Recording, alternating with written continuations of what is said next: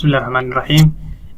قيبتان ugu dambaysa insha Allah isku daynaa markaasi in aan deploy gareyno aan ku isticmaaleyno markaasi Vercel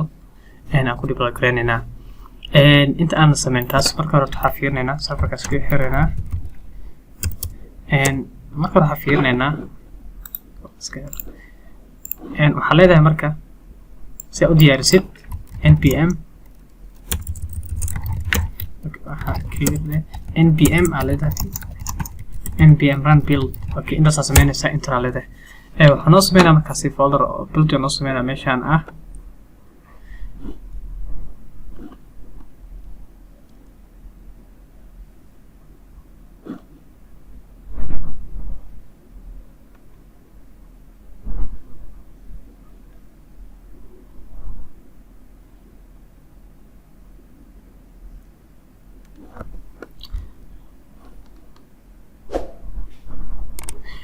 okay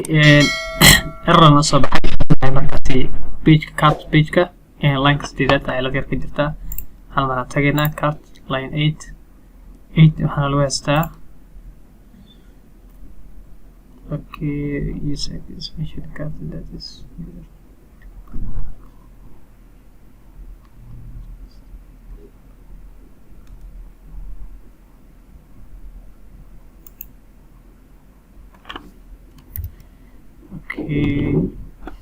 كنا نوسع وأنا صحيح لكن أنا ignore قرينا أنا وباهنا مركا أوكي كنا capital كلينا problem له إن كلية كارتاس كلينا capital كليك أوكي كنا capital كليك إن مركلة تنفيرنا كنا قنا npm run كنت لنا مركان marka dad waxaan u ismaadaama isticmaalana anaga bookskaas isticmaalayno baahiya markaas waxna capital noqdaan function ka magaciisa markaan tijaabinayna buildiga marka wuxuu kaga fiican yahay wuxuu ka dhigaa marka wax speed leh wixii dhan wuxuu u bedelaa markaasi static oo ka dhigaa oo html ayuu ka soo dhigaa kadib markaasi wax ku sameyn kartaa deploy ku sameyn kartaa meesha rabta aad geynaysaa maxaa sameynaa markaasi laba qaab jirto laakiin anaga waxaan isku daynaa insha Allah GitHub inaan ku xirno intuu sidaan yahay GitHub sameynaa account GitHub waxaad tagaysaa markaasi GitHub-kaaga waxaad tagaysaa haddii aadan hore account u lahayn account sameey mar kaleeta haddii aadan aqoonin GitHub haddii aadan aqoonin waxaan ka sameey course yar ka sameey isagana dib u soo taabo qaabka loo isticmaalayo okay asmeena markaas repository soo abuurayna hadii sababkaas pluska kadib new repository hadii userkaaga uusan login ahayn marka hore login garay kadib hadii new repository tag repository markaas magaca bixina waxa leeyahay okay next.js shopping cart okay youtube raacina maadaama hore mid kale u jiray okay youtube magacaasna u bixi marka kadib waxa leeyahay create ale markaasi repository inta markaas may instruction ay soo baxayo qaabka markaasi projectiga ugu xirlay GitHub-ka marka hore bilow u yahay qaabka aad sameyn kartaa laakiin marka haduu ku diyaarsan yahay gidkaagana wadada maraysa okay aan ku laabana markaasi saragtan ba u diyaari u dhameeyay wixii dhan wuxuu ka dhigay markaas wax aad u yar saragtan ba kaarta wuxuu ka dhigay markaasi wax KB حتى كيرو كلي load كوال لكن مساجين يو سديت KB كدم لكن سايز كا قاب كاس ويري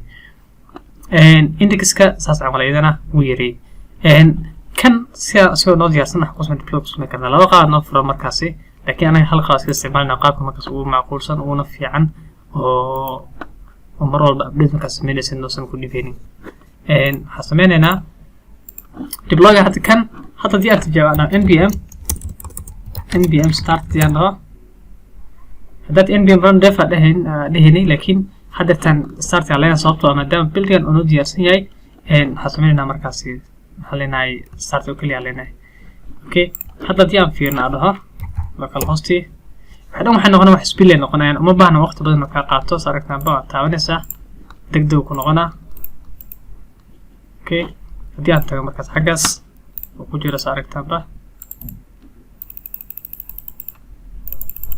okay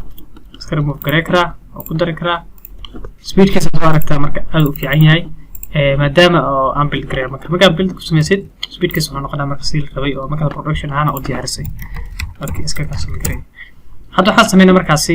GitHub ka abuuranay balse projectkan GitHub ku xiran waxa laga yaabaa projectkan GitHub ku xiran git ayaa ku xiran gitkan iska tirinaa hadana project image ku save gareysan taganaa gitkan meesha noo yaalo iska tirinaa kan delete garey hadda sameynaa marka mid kale waxa leena markaasi git inid alinay inid markaas message kadibna commit magacaaga bixinaysa commit waxa leena markaasi message-ka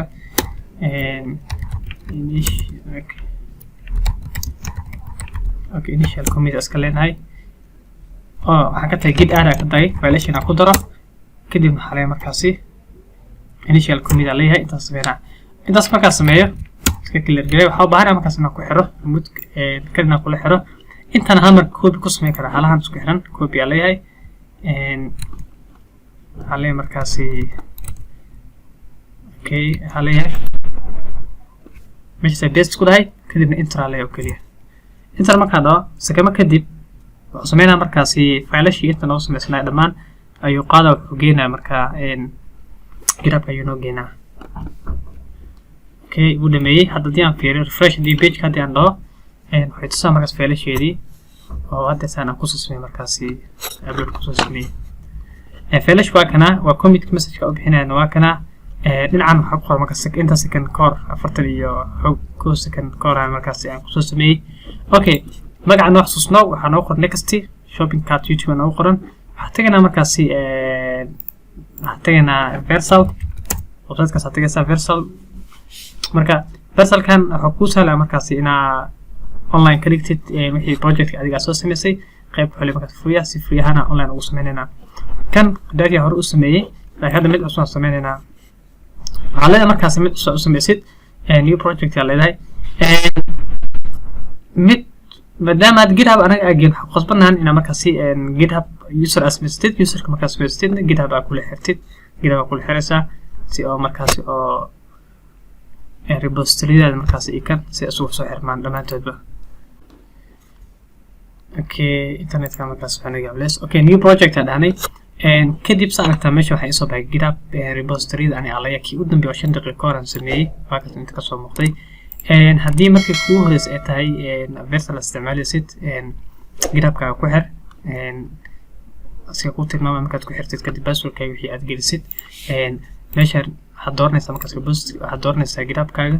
kadib repository-da inta kugu soo baxayaan marka repository ma isoo raadi kartaa laakiin aniga waa midkan ugu dambeeyay 5 daqiiqo hore kana markaas import import markaad dhahdid su'aalo yar oo ku weydiinaa markaasi teamkan ku weydiinaa skips ka dheh teamkan u baahan anaga xog lana weydiinaa markaasi project name keeni qaabka u qornay iska qaabkan inta kale waa nadiif xalina markaasi deploy alina waxay kadib saaragtaanba deploy ku wada rasmina markay GitHub ku source code-ka kala soo bixiyo akaas colon savena okay colon ku sameeyay build cache uu ka tagay hadda xusmina marka build gareena markaasi wixii u noqda waxa oo fudud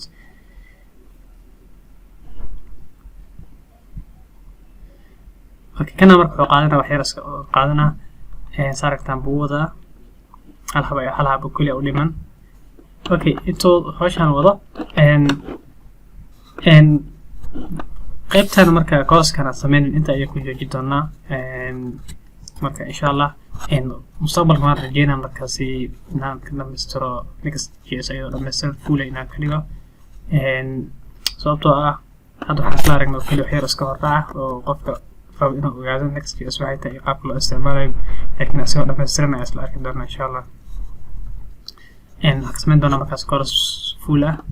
oo leh backend front end wax dhamaanba leh dhameystiran oo database-kii aan ku xireen taas sameyn doonaa insha Allah login leh walba leh marka insha Allah saaragtaanba waxaan soo qoray markaas oo noo hambalyeynaya oo ah in project-keeni markaas uu diyaar yahay saaragtaanba waa diyaarsanay inta wax ka soo muuqda sawirka qaabka uu yahay project-keeni waxaan kana markaas URL-ka tagayna kadib dashboard-ka oo dhigi karnaa tagayna go back to dashboard dashboard-ka markaan tagno waxaanu siinaa markaas URL-ka URL oo siiyay oo ah qaabkan u qormaya next.js shopping cart youtube.versal.app qaabkaas u qormaa kana waxaa sameynaa markaasi kaliya leeyahay oo kaliya domainkaas kaliya leenahay markii hadda ugu dambeeyay anaga aan sameynay saaragtaanba domainka waa kaasi waana secure saaragtaanba secure ka dhigay waa kana hadda marka waxa leeyahay si sahlan build as ismi waxa loo ismay speedkiisna hadda si arabnu marka aad u fudud yahay kaliya leenahay oo kaliya automatic waa kaas isla markiiba waqti ka qaadanay cart hada tagtid oo ku jira iska remove gareey kartaa quantity waa bedel kartaa oo kaas bedelay price-ki marka insha Allah saas ayelina tan iska hor dhacay iska hay qaybaha kale markaas koorsooyinka xiga insha Allah waxaan isku daynaa markaas qaybta oo back-end ina sameeyno anagoo isku dayna kan deedsan waxa ka soo fidgaynaa file caadi oo ku qornay file waxaan u bixinay utiliska data inoo taala saaragtan data inoo taala waxaan isku daynaa marka datadan inaan anaga ka soo fidgayn ama kala soo baxno hal database kana ka soo bixino anagoo isticmaalayna markaas server ka qaybta back-end next.js insha Allah fadlan hadii aad ku cusub tahay marka subscribe saar channelka like iyo comment samee asxaabtaada la share gareey si ay uga faa'iideystaan